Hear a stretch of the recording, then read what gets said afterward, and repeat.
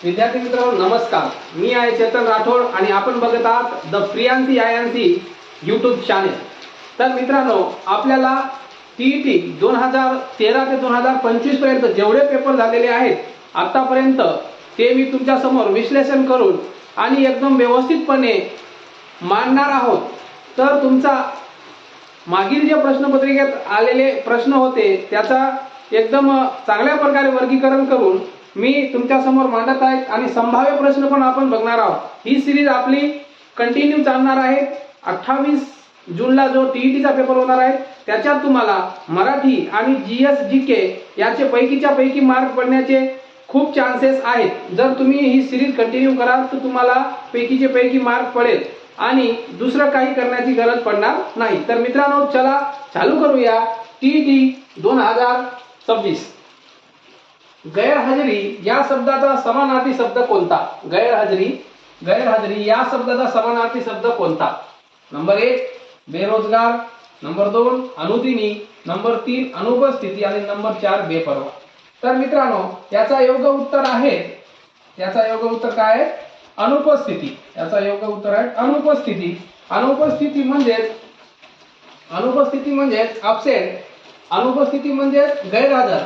तर बेपर्वा म्हणजे याचं विश्लेषण बघू आपण। बेपर्वा म्हणजे बेरोजगार, काम न करणारा आणि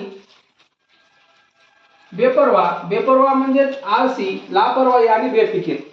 बेरोजगार म्हणजे काम न करणारा आणि बेपर्वा म्हणजे आळसी, लापरवाही आणि बेफिकीर। याच प्रश्नाप्रमाणे आपण सगळे प्रश्न आणि चारही पर्यायाचा विचार करणार आहोत। तर चला बघूया पुढचा प्रश्न। पुढचा प्रश्न आहे 1000 रुपये देखील मोठी रक्कम आहे या वाक्याचा अर्थ न बदलता नकारार्थी वाक्य कोणता? या वाक्याचा काय करायचं आपल्याला? अर्थ बदलायचा नाही आणि नकारार्थी वाक्य कोणता हे ओळखायचं आहे। तर मित्रांनो, पर्याय क्रमांक 1 1000 रुपये फार मोठी रक्कम नाही। आपल्याला नकारार्थी करायचं आहे पण वाक्य बदलायचं नाही, वाक्याचा अर्थ बदलता कामा नये। पण इथं काय दिलेलं आहे? 1000 रुपये फार मोठी रक्कम नाही, फार मोठी रक्कम नाही, हा आपल्याला चालणार नाही। पर्याय क्रमांक 2 बघू, हा चुकलेला आहे। पर्याय क्रमांक 2 1000 रुपये ही काही लहान रक्कम नाही। 1000 रुपये ही काही लहान रक्कम नाही। तर हा पर्याय आपला दुसरा एकदम बरोबर आहे। 3 नंबर 1000 रुपये आज कवडीची किंमत नाही। पण हा उत्तर आपला चुकीचा आहे। कवडीची किंमत नाही हा उत्तर काय चुकीचा आहे, म्हणजे पूर्ण वाक्यच बदललेलं आहे। या 1000 रुपयाला कवडीची किंमत नसेल पण या प्रश्नाला मात्र खूप मोठी किंमत आहे। तर 1000 रुपयाचा आज किराणा देखील होत नाही। मित्रांनो, नका होऊ देऊ किराणा, पण हा उत्तर आपला चुकलेला आहे। आपल्याला करेक्ट ओळखायचं होतं आपण। 1000 रुपये ही काही लहान रक्कम नाही या वाक्याचा अर्थ न बदलता आपण याला निगेटिव्ह केलेला आहोत, म्हणजे नकारार्थी केलेलो आहोत। होकारार्थी होता त्याचा नकारार्थी केलं।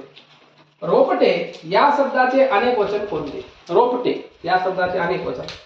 मित्रांनो, आजपर्यंत एक वचन, अनेक वचन, त्याच्यानंतर समानार्थी, विरुद्धार्थी, म्हणी व वाक्यप्रचार, त्याच्यानंतर सर्वनाम, या सगळ्यावर प्रश्न विचारलेले आहेत। लेखक आणि तो कुठला पुस्तक लिहिला आहे त्याच्यावर पण वारंवार प्रश्न विचारलेले आहेत। तर मित्रांनो, हे टॉपिक तुम्ही अवश्य करा आणि टीईटी मध्ये मराठी या विषयात पैकीच्या पैकी मार्क घ्या। पुढील आपल्याला रोपटे या शब्दाचा अनेक वचन रोपटे आहे का? नाही। रोपटे अनेक वचन आहे का? नाही। रोपे आहे का? नाही। रोपे आहे का? नाही। तर रोपटी आहे का? हो, रोपटी आहे। वचनाचे 2 प्रकार पडतात, एक अनेक वचन। एकच वस्तू जर दाखवायची असेल तर वचनाचे 2 प्रकार पडतात, एक वस्तू दाखवायची तर एक वचन आणि एकापेक्षा जास्त वस्तू दाखवायची असेल तर अनेक वचन। नंबर 4 पुढीलपैकी कोणत्या वाक्यात सकर्मक क्रियापद आहे? सकर्मक क्रियापद आपल्याला ओळखायचं आहे। मित्रांनो, क्रियापदाचे 2 प्रकार महत्त्वाचे पडतात, एक सकर्मक, एक अकर्मक। ज्या वाक्यात कर्म असतो त्याला सकर्मक बोलतो आपण आणि ज्या वाक्यात कर्म नसतो त्याला अकर्मक क्रियापद बोलतो। तर आपल्याला बघायचं आहे याच्यात पुढीलपैकी सकर्मक क्रियापद ओळखा। सकर्मक क्रियापद ओळखायचं आहे। तर पर्याय नंबर 1 आज भाऊबीज आहे। याच्यात मित्रांनो कर्म आहे का? नाही. याच्यात कर्म आहे का? नाही. आज भाऊ जाय कर्म आहे का? नाही. अजिंक्य उद्या नागपूरला जाईल, याच्यात पण कर्म आहे का? नाही. काल खूप पाऊस पडला, तिसरा पर्याय, याच्यात आहे का? नाही. तर अबोली निबंध लिहिते. अबोली काय करते? निबंध लिहिते. 4 क्रमांकाचा पर्याय, इथं जागा नसल्यामुळे मी वरती लिहिलोय 4 क्रमांकाचा पर्याय. अबोली निबंध लिहिते. तर याच्यात निबंध हा कर्म आहे. अबोलीची क्रिया करत आहे ती निबंधावर घडत आहे, त्याच्यामुळे हा सकर्म क्रियापदाचा उदाहरण आहे. अबोली निबंध लिहिते. 5 नंबर, मी स्वतः त्याला पाहिले या वाक्यातील अधोरेखित सर्वनाम कोणता? जे अधोरेखित केलेलं आहे त्याचा सर्वनाम कोणता? अधोरेखित इथं केलेलं आहे म्हणजे स्वतः. मित्रांनो, मूळची सर्वनामे 9 आहेत, पण त्याचे 6 प्रकार पडतात. त्याच्यापैकी प्रश्नार्थक, संबंधी, अनिश्चित असे प्रकार पडतात. तर आपण स्वतः हा कसल्या याच्यावर येतो ते बघू. प्रश्नार्थक आहे का? नाही. प्रश्नार्थक म्हणजे प्रश्न विचारला जातो. तुम्ही काय करत आहात? तुम्ही काय खालात? तुम्ही गावाला कधी जाणार? हे प्रश्न विचारणारे प्रश्नार्थक आहे. संबंधी म्हणजे संबंध दाखवला जातो. याच्यात आहे का? नाही. आत्मवाचक आहे. आपला उत्तर काय? आत्मवाचक आहे. मी स्वतः त्याला पाहिले, हे काय? आत्मवाचक सर्वनाम आहे. दर्शक म्हणजे दाखवणे. उदाहरणार्थ ही पेन आहे, हा व्हाईट बोर्ड आहे, असे. आता आपण पुढचा प्रश्न बघूया.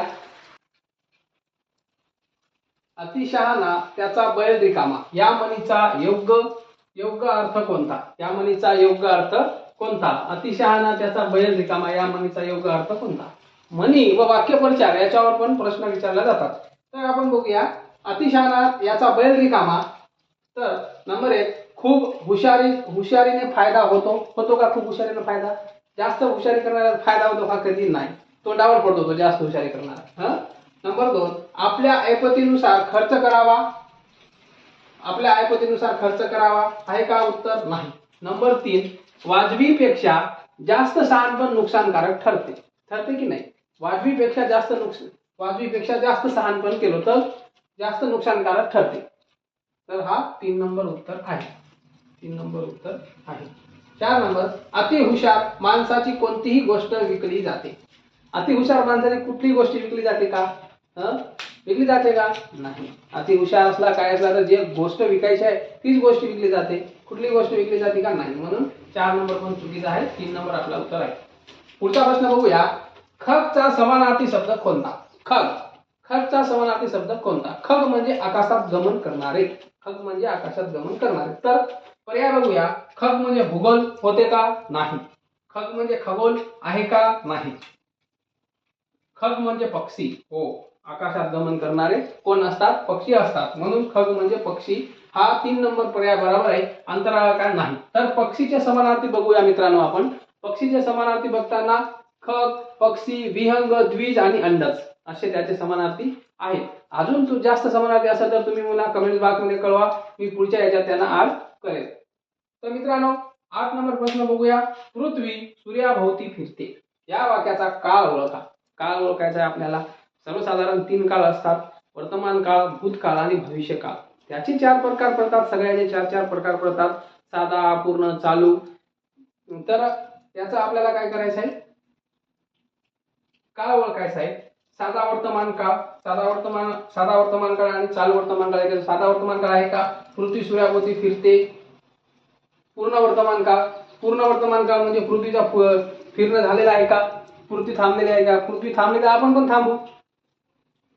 अपूर्ण वर्तमान काळ 3 नंबर. अपूर्ण म्हणजे चालू वर्तमान काळ. तर मित्रांनो, अपूर्ण वर्तमान काळ याचं काय उत्तर आहे? पृथ्वी काय करत आहे? सूर्याभोवती फिरत आहे. 4 नंबर भविष्यकाळ. जर भविष्यकाळाचा विचार केला तर काय होईल? पृथ्वी सूर्याभोवती फिरेल पण आपण इकडे मरेल ना. आणि 9 नंबर बघूया. पुढील पैकी शुद्ध शब्द ओळखा. शुद्ध शब्द, अशुद्ध शब्द याच्यावर पण प्रश्न येतात. टीईटीचे मराठीला 30 प्रश्न येतात आणि 30 पैकी 30 जर आपण एकदम परफेक्ट केलो आणि 30 पैकी 30 पडतात मित्रांनो. 30 पैकी 30 पडतात. 30 पैकी 30 पाडायचं असेल तर आपण ही सिरीज कंटिन्यू करा. 30 पैकी 30 पडलं तर आपण पास होण्यासाठी आपल्याला तेवढीच मदत होईल. तर शुद्ध शब्द ओळखायचा आहे.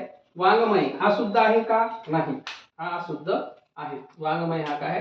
हा सुद्धा आहे. 2 नंबर वांगमय हा सुद्धा आहे. हा काय आहे? सुद्धा आहे वांगमय. 3 नंबर वाकमय आहे का? नाही. 4 नंबर वांडमय आहे. हा ड आहे. हा काय?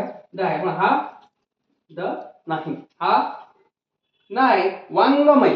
वांगमय क ख ग ग मधला आहे समजा पूर्ण. पुढचा प्रश्न बघूया. पुढीलपैकी अर्थाच्या दृष्टीने गठात न बसणारा शब्द ओळखा. पुढीलपैकी अर्थाच्या दृष्टीने गठात न बसणारा म्हणजे तीन सारखे असतील आणि एक वेगळा असेल तो आपल्याला शोधायचा आहे. नंबर 1 नेता, नायक, मोरक्या आणि गुंड.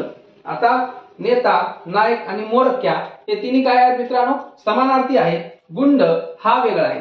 गुंड हा वेगळा आहे म्हणून हा आपला उत्तर राहणार आहे. तर 11वा प्रश्न आहे. गोंदन जन्म जानवी या कविता संग्रहाचे कवी कोण? मित्रांनो, कविता संग्रह असो त्यानंतर पुस्तक आणि लेखक असो, प्रत्येक प्रश्नपत्रिकेवर 2 प्रश्न आलेले आहेत. जर आपण हे बघा, हे लेखक आणि पुस्तक करताना खूप मोठं आहे. म्हणजे एवढे पुस्तक आहेत लोकांचे, लेखक एवढे आहेत, खूप सारे, पण ते सगळे आपल्याला करायचं आहे का? नाही. तर परीक्षाच्या दृष्टिकोनातून कोण महत्वाचं आहे? उदाहरणार्थ त्या लेखकाला कुठला साहित्य पुरस्कार भेटलेला आहे का? किंवा या वर्षी किंवा गेल्या वर्षी त्यांचा मृत्यू वगैरे झालेला आहे का? किंवा त्यांची जयंती वगैरे आहेत का? हे जे आहे हे फोकसमध्ये असतात. त्यांचा लेखक आणि त्यांची पुस्तके आपल्याला पाठ करावे लागतात, जेणेकरून टीईटी मध्ये आपला मान सुटता कामा नाही. तर मित्रांनो, गोंदन जन्म जानवी या कविता संग्रहाचे कवी कोण? कवी नंबर 1 ग दि माडगूळकर. नंबर 1 ग दि माडगूळकर आहे का? नाही. नाही. मंगेश पाडगावकर आहे का? नाही. मंगेश पाडगावकरचा जिप्सी हा कथा संग्रह म्हणजे चांगला आहे, महत्वाचा आहे समजा. शांता शेळके याचा उत्तर काय आहे? शांता शेळके. पद्मा गोळे आहे का? नाही.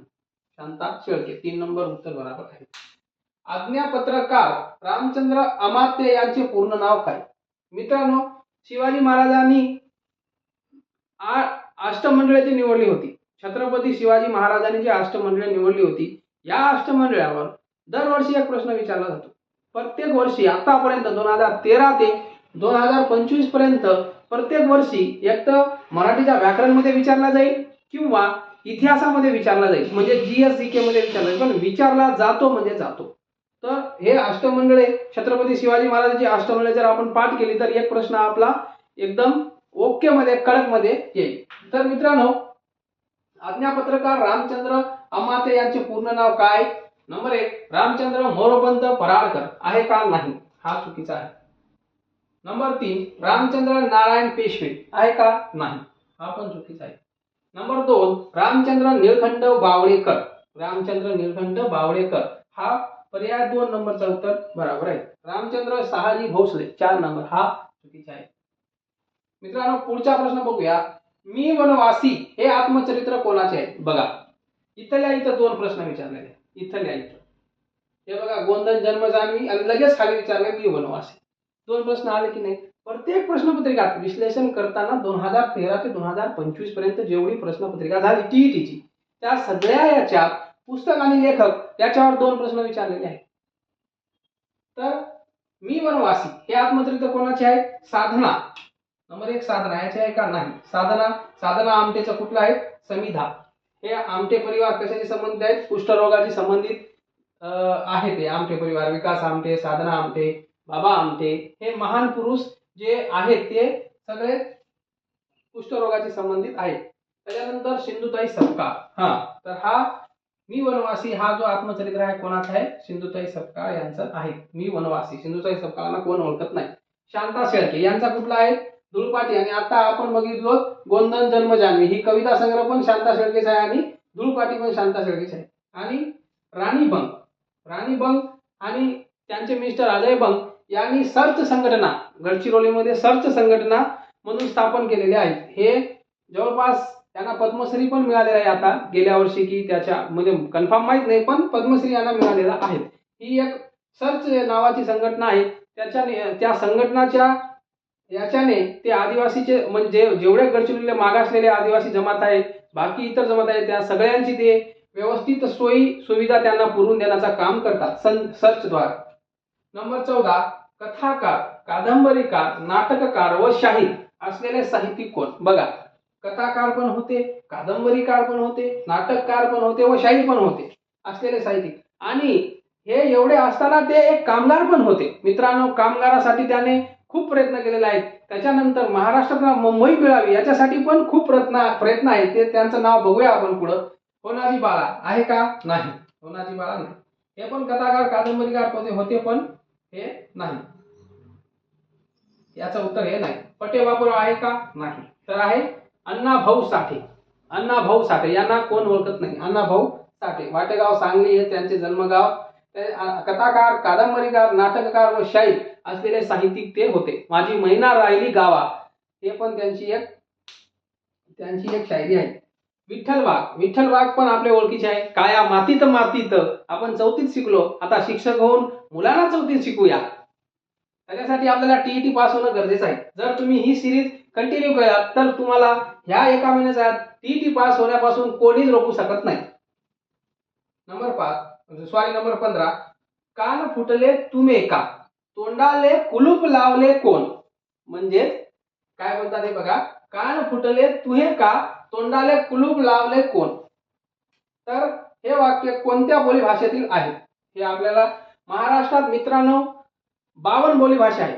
सगळ्याला व्याकरण आहे का? नाही, पण बोली भाषा 52 आहे. त्याच्यापैकी हे कुठल्या बोली भाषेतील आहे? तर कान फुटले तुहे का. त्या प्रश्न विचारला असेल, काही बोलत नसेल, त्याच्यामुळे त्याला विचारायला लागले की कान फुटले तुहे का, कुलूप लावले कोण तोंडाला? तोंडाला तुझा कोण कुलूप लावला? तू एक शब्द पण बोलत नाही. तर आपल्याला याची काही नाही, पण आपण उत्तर बघूया. नंबर 1 ला अहिराणी. अहिराणी याचं उत्तर आहे का? नाही. अहिराणी कुठं बोलली जाते मित्रांनो? अहिराणी बोलली जाते जळगाव, धुळे, नंदुरबार म्हणजे खानदेशाची भाषा, बोली भाषा आहे अहिराणी. त्याच्यानंतर आहे वराडी. तर याचं उत्तर आहे वराडी. वराडी कुठं बोलली जाते मित्रांनो? विदर्भात वराडी बोलली जाते. त्याच्यानंतर आहे वारली. वारली ही आदिवासी जमात आहे, पण ही उत्तर आहे का याचा? नाही. त्याच्यानंतर आहे झाडी बोली. झाडी बोली पण चंद्रपूर, गोंदिया इकडे बोलली जाते.